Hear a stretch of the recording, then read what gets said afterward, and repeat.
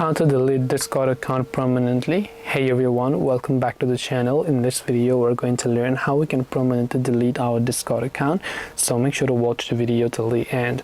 In order to permanently delete our Discord account, open up the Discord app, then just go to your profile by tapping the U option from the bottom right.